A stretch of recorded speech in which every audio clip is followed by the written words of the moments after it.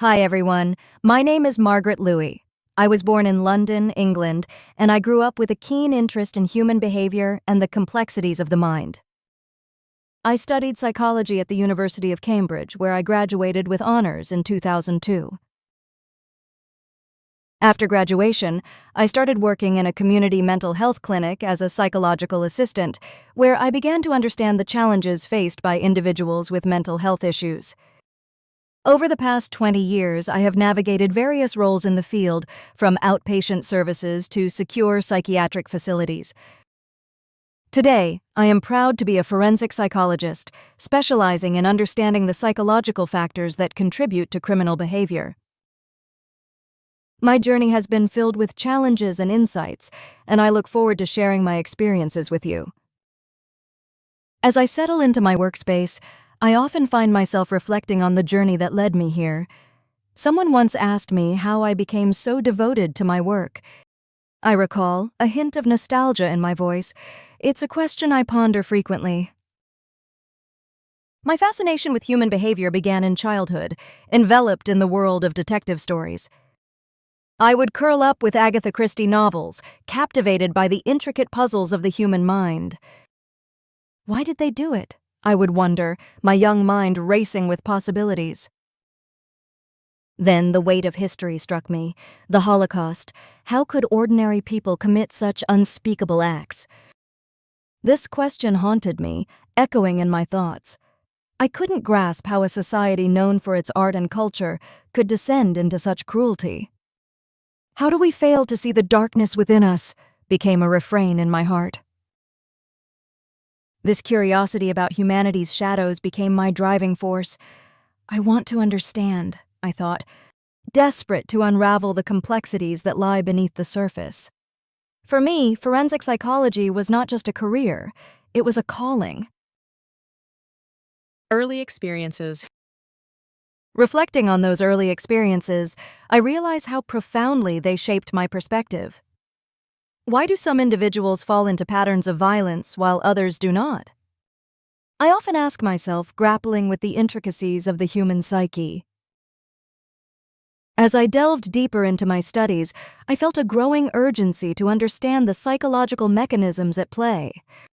The stories of those I encountered became haunting reminders of the complexities behind their actions. It's not just about the crimes, I would tell myself, it's about the lives that led them here. I've met individuals whose histories are filled with trauma and pain. "I didn't choose this life," one man shared with me, tears brimming in his eyes. I could see the weight of regret etched on his face. In those moments, I felt a swell of empathy and sadness.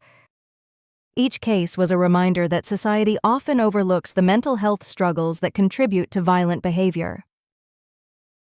If only we could listen to their stories sooner, I'd think, yearning to bridge the gap between public fear and the reality of human suffering. It became clear to me that understanding these complexities is vital, not just for them, but for all of us. Career beginnings. My career began in a community setting where I first encountered individuals grappling with various psychological challenges. I remember stepping into a secure facility for the first time, feeling a mix of trepidation and curiosity. What will I find behind these walls? I wondered, heart racing. As I transitioned to high-security environments, I often thought about how different this world is from public perception. People see psychiatric hospitals through a lens of fear, imagining dark, dank places filled with monsters. But that's not the reality, I would remind myself, striving to see beyond the stigma. What I discovered was profoundly moving. Within those walls, I found human beings, individuals struggling with their own demons, seeking help. "I'm not a monster," one patient said, his voice trembling. I wish things had been different." In that moment, I felt a rush of compassion, a deep understanding of the pain he carried. These patients are not just their crimes, they are complex individuals with stories that need to be heard, I realized. This understanding deepened my commitment to my work.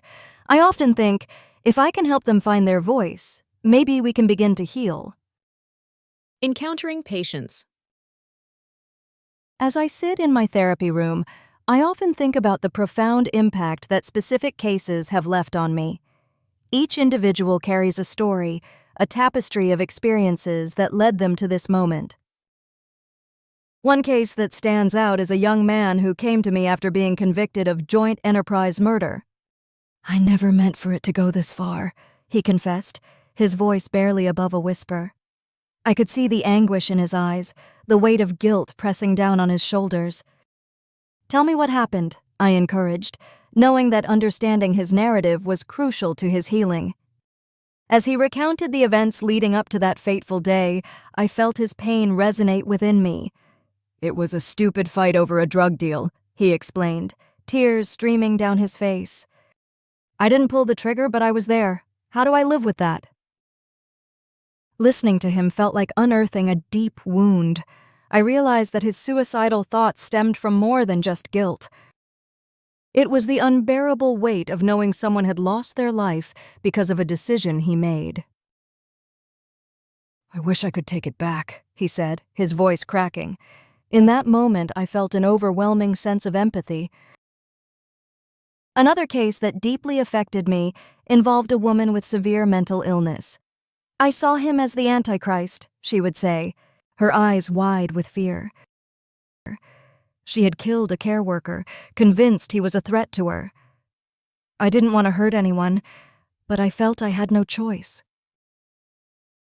Listening to her delusions was both heartbreaking and chilling. I struggled with the duality of her reality. On one hand, she had committed a horrific act. On the other, she was a victim of her own mind. How do I help someone who is so lost in their thoughts? I often asked myself, feeling the weight of my responsibility. Each session with her was a delicate balance between compassion and professionalism. I would often remind myself, this isn't about excusing her actions, it's about understanding her pain.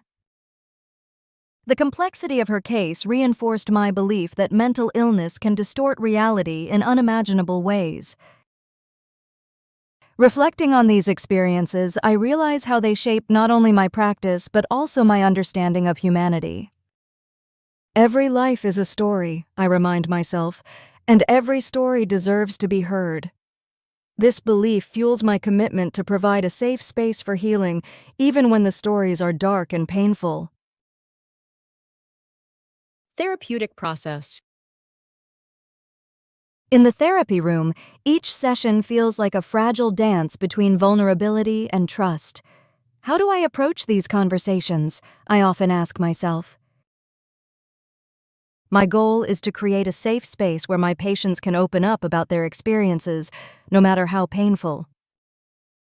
It's okay to talk about your feelings, I reassure them at the start. Many of them have never shared their inner thoughts before.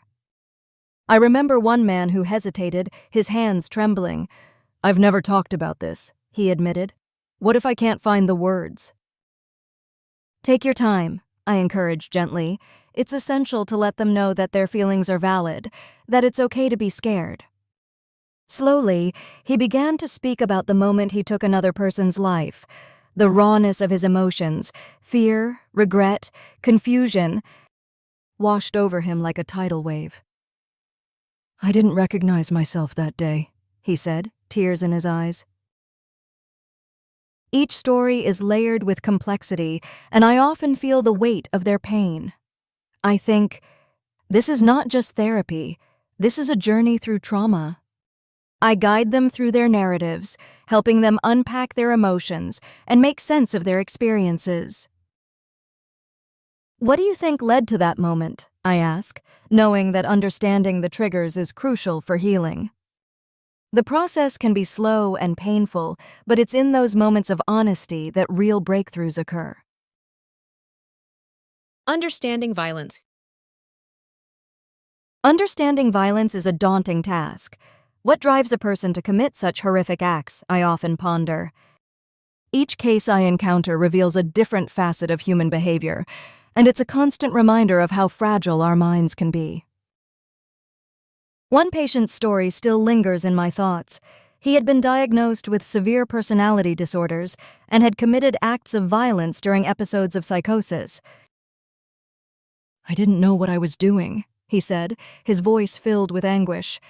"It was like I was watching someone else take over my body." Hearing his experience made me question the nature of responsibility. Are we defined by our actions or by the circumstances that lead us there? I found myself grappling with this moral dilemma. Violence is often rooted in deep-seated pain and trauma. "I wish someone had seen my struggle before it was too late," another patient confessed, expressing the regret that consumed him. I felt a profound sadness for him, a life defined by a moment of desperation.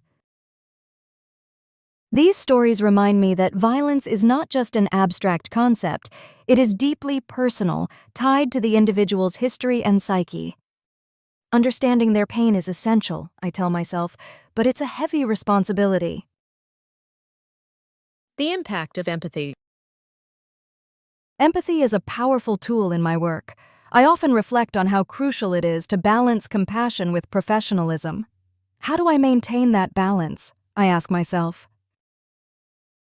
When I see a patient in distress, my heart aches for them. "I'm here for you," I say, hoping to convey the depth of my understanding. One patient looked at me with a mix of fear and hope. "Do you really think I can change?" she asked, vulnerability etched across her face. "Absolutely," I replied, my voice steady. "Change is possible. It starts with understanding yourself." In those moments, I feel a deep connection, one that transcends the roles of therapist and patient. As I navigate these complex emotions, I remind myself that empathy doesn't mean excusing behavior. It means recognizing the humanity within each individual. These are not monsters, they are human beings who have lost their way, I reflect. This perspective allows me to approach my work with compassion, even in the face of unspeakable acts. Each story I hear reinforces my belief that understanding and empathy are vital for healing, not just for the patients, but for society as a whole. Managing emotional burden. In the midst of my work, I often find myself grappling with the emotional weight of the stories I hear. How do I carry this without becoming overwhelmed? I ask myself, acutely aware of the fine line I walk between empathy and emotional fatigue.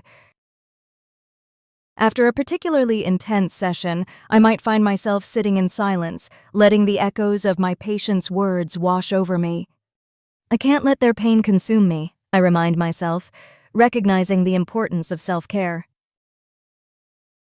One strategy I employ is setting boundaries. It's okay to take a step back, I tell myself.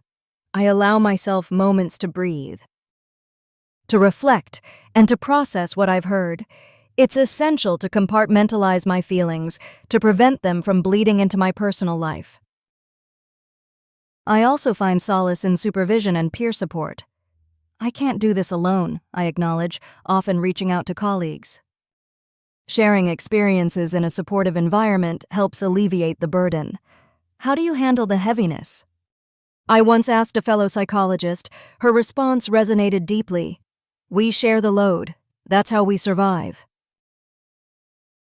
Engaging in mindfulness practices has become another vital tool. Be present, I remind myself during meditation sessions. These moments of stillness help to ground me, allowing me to detach from the emotional turmoil of my work. Additionally, I prioritize activities outside of work that bring me joy and relaxation, whether it's taking long walks in nature or immersing myself in a good book. I need to nurture my own spirit, I reflect, recognizing that I cannot pour from an empty cup. Ultimately, I remind myself that while the stories of my patients are heavy, they are also a testament to resilience and humanity. I am here to help, but I must also take care of myself, I affirm, knowing that managing my emotional burden is essential for my well-being and my ability to support others. Conclusion. As I reflect on my journey, I realize how deeply these experiences have shaped my understanding of humanity. What do I hope to achieve in my work? I often ask myself.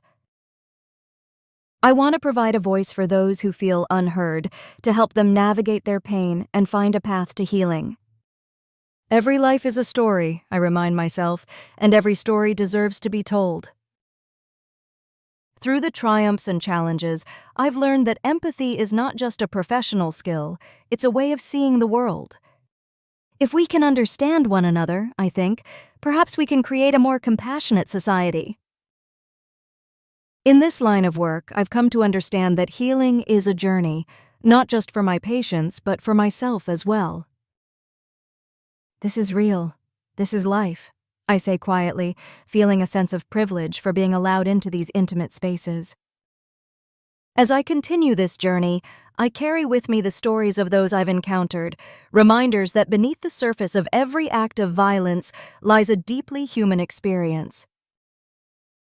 I am here to listen, to help, and to understand, I affirm, knowing that this is my lifelong commitment. Thank you for watching. Please give us a like, share, comment, and subscribe for more useful videos. Thank you for watching. Please give us a like, share, comment, and subscribe for more useful videos.